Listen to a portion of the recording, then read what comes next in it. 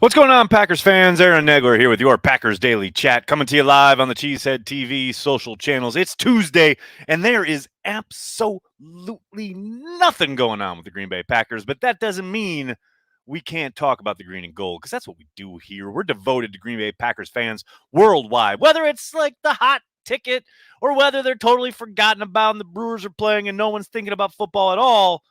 We're here, people, for you. That said, I'm probably going to take a week off pretty soon because there's nothing to talk about. Even Brandy's in the comment sections talking about how she's running out of questions for the Packers. I mean, the hay's in the barn. This is their squad. This is who they are. But you know what you need to do? This is what you have to do. You got to check out Ticket King. Make sure you check out Ticket King. Get your tickets for Packers games this year, people. Ticket King has been based in Wisconsin since 1992. Their Green Bay location is just across the street from Lambeau Field on Oneida Street. They have an A-plus rating from the Better Business Bureau and are members of the National Association of Ticket Brokers. Most importantly, they are staffed with experienced, friendly, and knowledgeable folks that can help put groups together and offer advice, and your business is truly appreciated by each and every person at Ticket King. They also partner with the local Green Bay businesses for tailgates and bus transportation to the games, and they are open on game day for last-minute tickets, upgrades, and they even have a drive-through window. So check them out. Ticket King, people. You can find the link in the description of this video, or cheeseheadtv.com has a link there on the homepage, or you can use the Cheesehead TV app. Go to the schedule on the app, and we have links to each individual game. That's what I'm talking about, people. Get yourself some Packers tickets through Ticket King. What's going on, people? Good morning, good afternoon, good evening, and good night. Hope everyone's well. I'm gonna give a shout out to Joe Jackson, who had this question up at 4:15, 45 minutes before I went live. Joe Jackson was here. And by the way, Joe Jackson, you don't know what you want. Do you know what you want? Or something like that. I can't get what you want. That's what the song is. Or Stepping Out, another classic. Joe Jackson, man, he's probably underrated as a pop musician. He's a phenomenal songwriter. Who will be the starting offensive tackles week 1 in Minnesota? Your Packer takes are the best in the biz. Thank you for all you do, brother. Thank you, Joe. Thanks for checking out the stream. Who will be the starting tackles? I mean, we all are on pins and needles about David Bakhtiari's availability, right? I mean, that's the question, 1,000%. Because if Bakhtiari is good to go, it's clearly Bakhtiari on one side and Yash on the other. Now, if Bakhtiari is not good to go, then it's most likely Yash at left tackle and let the chips fall where they may at right. I mean, I think it'll be a fun camp battle to watch, but there's no doubt it will be a battle. And to sit here, on the cusp of July and tell you that I know who's going to win that battle, before I even see any of these young guys in pads and some of the second-year players trying to improve and make a jump. I mean, I'd be lying if I said I had a good handle on it. I know Cole Van Landen was running there at right tackle some during the offseason work. Doesn't mean a whole lot while you're in shorts.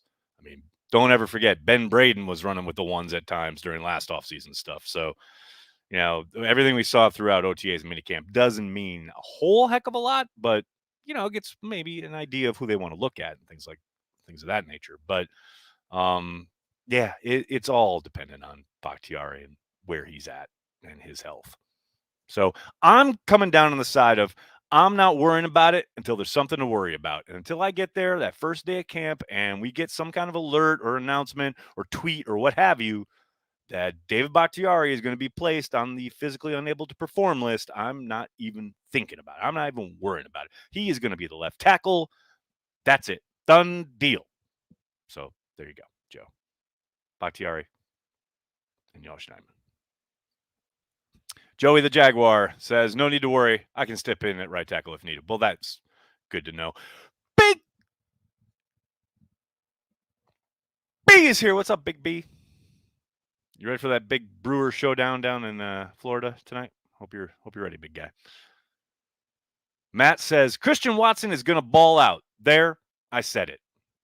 Matt, it's a bold statement, man. I mean, who knows what could happen? Anything could happen. He could very well ball out, to use the parlance of our times, or he could legitimately struggle.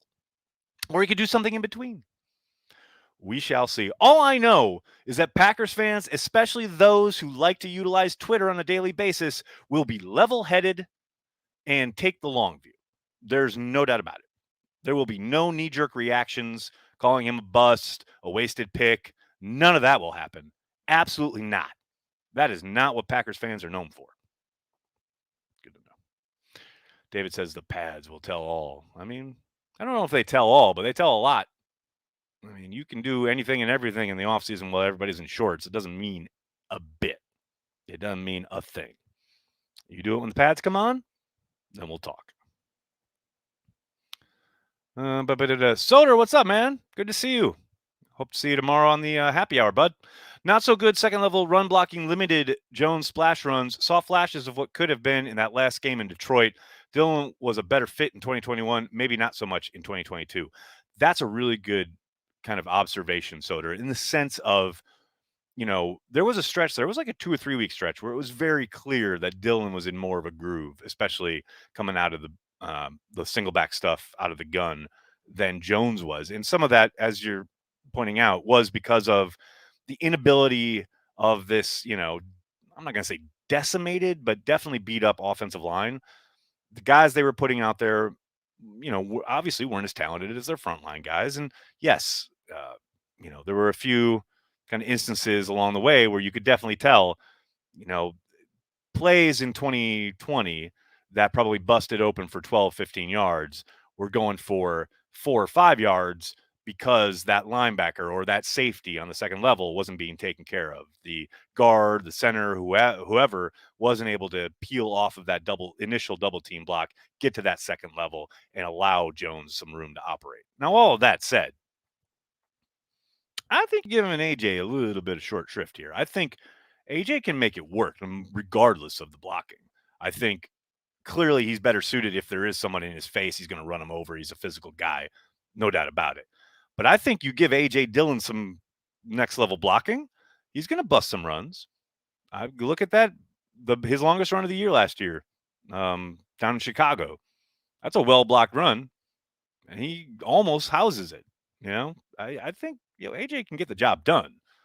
But to your point, I do think if they are healthier up front and get a little bit more continuity going, yes, you'll see Aaron Jones probably get back to busting a few big ones a lot, more often than not. Certainly didn't see that with any regularity last season. I was just watching the Cincinnati game, and man, he had a big run in that game. It was just so good.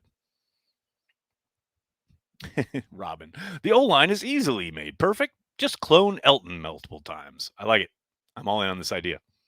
I am all in on it. Joey is a beast out there. You better believe it. I am so ready for this season. Ken Dog, I feel you, man. I got my flights booked for training camp. I am so in pre-camp mode right now, and I am so ready to watch Packers football. Oh my gosh, I can't believe we got like a month to go yet. It's kind of so wrong. What's up, Buddha? Twitch followers are starting to ramp up. I know we were at like 20 and then like 50, and now we're like 77 or something. Like, okay, come on, Twitch. What's up?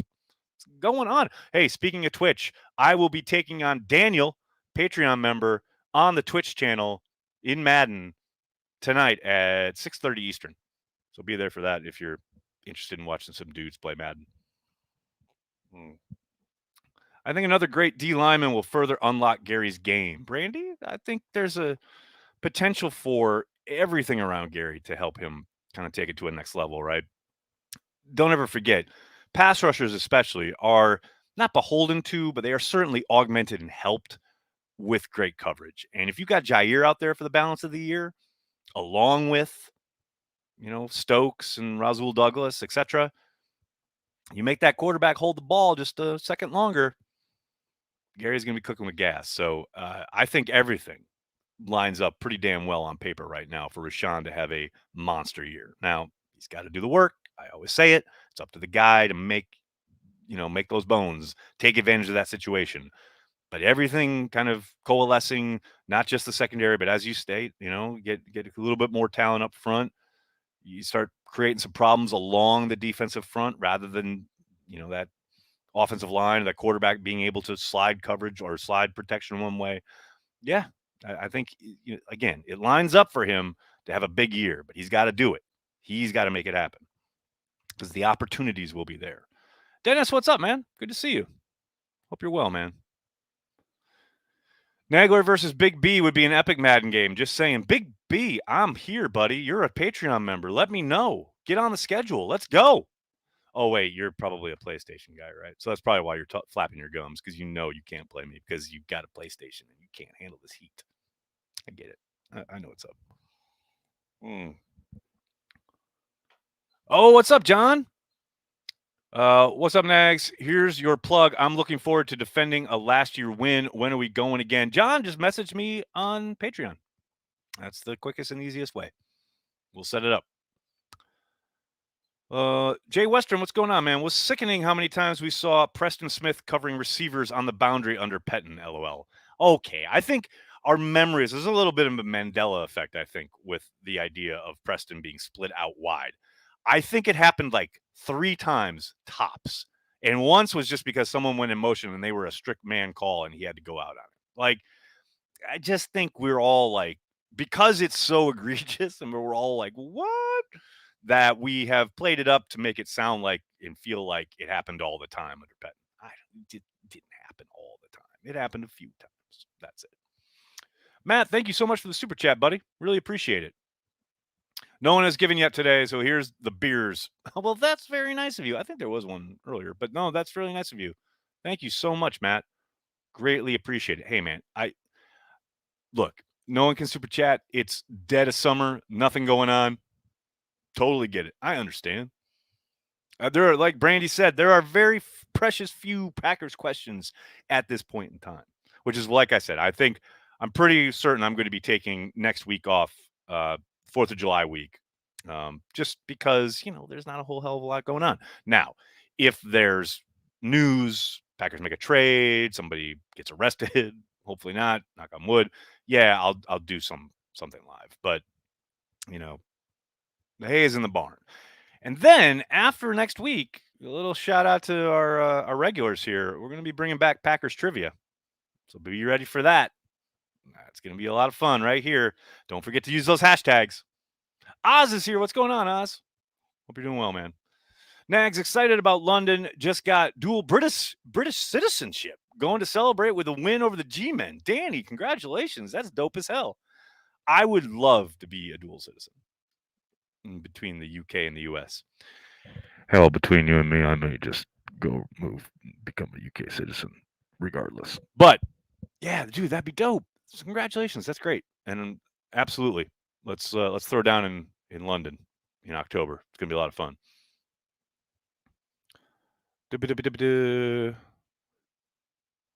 What's going on? Packers trivia for the plug. That's right, John. You better believe it. If you did an X-ray of Rashawn Gary's chest/rib cage, you could find a pit bull in there because he's got that dog in him. Steven, that is well stated, sir. I think you are correct. Big B can't freaking wait. I love it. I love it. Oh wow, Callum with a off-topic question, but at least it's sports related. Who is your favorite American tennis player? Just watching Serena. Man, I gotta be honest, Callum. I have not watched tennis proper in ages, in decades, really. I used to watch all the time when I was a kid. My dad and I used to play every weekend. My dad was a member of the local racket club in Appleton, and we would go every Saturday morning and play. And I'd play with some other kids, and he'd play with his friends, and we would always watch Wimbledon. Wimbledon was like a absolute tradition every summer. I grew up loving Ivan Lendl. That's how long ago it was. Like, that was the last time I really kind of paid attention. Outside of that, I saw Andre Agassi's final victory at the U.S. Open here in Queens, which was amazing. That night was incredible. So I know I've dipped in and out here and there, but yeah, I haven't paid attention in a very long time. But the Williams sisters are absolutely fucking incredible. And I mean, if you're talking about just the most dominant, athletes of their generation, you can't go wrong with either one. But yeah, I I haven't watched tennis in a very long time. But shout out to Yvonne Lendl, who I always wanted to emulate when I was a kid. It was a lot of fun. Whatever happened to Mike Neal? Clayton, I believe that's a new Broadway musical coming this fall. I don't know. That's a good question. I know he was implemented in that investigation into HGH back in the day, which may have hurt his prospects as far as being able to sign on with another team. But I haven't heard hide nor hair of him, Mike Neal, who I think, if I remember right, I think Mike came on Packer Transplants back in the day. I can't remember. My choice, Stokes or Shields? Wow. Well, John, that's hardly a fair choice at this point, just because, you know, Shields has a body of work, and Eric Stokes is coming off a rookie season. So I think Stokes has all the potential in the world. But right now, you got to say Shields. But that doesn't mean that Stokes can't reach that level or even greater. I think he's got all the ability in the world, all the athleticism you could ever want at that position, the speed that you cannot teach. I mean, I'm excited to watch him grow. I'm excited to watch him develop. But he's got a long way to go. He's got some stuff to learn. There's no doubt that he did yeoman's work being thrust into probably more playing time than the Packers were planning heading into last season. But there's lots to work on. And that baptism by fire last season should definitely help him heading into 2022. No question about it. Pat Riley, what's up? I like the hair gel. No Bears quarterback has ever thrown for 30 touchdown passes or for 4,000 yards. Packer quarterbacks have thrown for 4,000 yards 17 times, including Dickey and Bartkowski once each. Yeah, the Bears have not had much luck at the quarterback position, and we all know they still suck. But they've had lots of good defenses and lots of quality special teams play. Hasn't translated to championships, though. But yes, they have been bereft of talent at that position. No doubt about it. And shout out to Lynn Dickey, one of the most underrated performers and NFL quarterbacks of all time. No doubt about it. Brandy. Jay Cutler threw for 4,000 yards to Packers. The Bears still suck. There you go, Buddha. Twitter getting in on the action. I love it. What else we got? I love Bears still suck. Just resonating through the comments section. That's good stuff. Stokes didn't blink last season for a rookie. Impressive. Agreed, Matt. That's what I'm saying. Trial by fire, no doubt about it. And he had some tough asks that I think he stepped up to for the most part. And obviously, the outing in Minnesota will be pointed to as far as like probably his roughest week. I do think some of that was scheme related. Some of that was him being overzealous at this matchup with Justin Jefferson, etc. I'm anxious to see the rematches. I cannot wait to see that go down again. Michael, thank you for the super chat. Very much appreciated. Super Bowl 32 was on NFL Network last night. Watched the whole thing for the first time since it happened when I was 8. Nothing like reliving childhood trauma. You were 8 for that? Man, I feel old. Now I'm old. Yeah, I got nothing to add other than yeah, it's a tough one. No question about it. I mean, I don't know what's I mean, I guess I do know, but the whole idea of what was tougher to watch, the meltdown in Seattle or the Packers losing a Super Bowl. You would think it'd be the Super Bowl, right? But I'm telling you, that Seattle loss was worse for me. It is so bad. So bad. Thanks for that pleasant memory and that trip down amnesia lane. Let me see. Did you see his interview with Jim Rome, Stokes' interview a bit ago? I did not, Matt. I got emailed about it. I get kind of alerts for all of the Packers' appearances on the Jim Rome show, but I have not watched it yet. But I will make time to do so. Absolutely.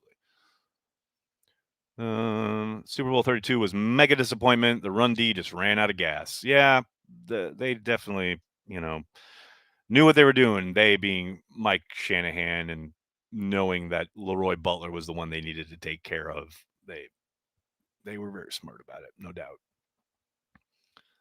Nothing has been or will be worse than Seattle. Steven, I cannot disagree.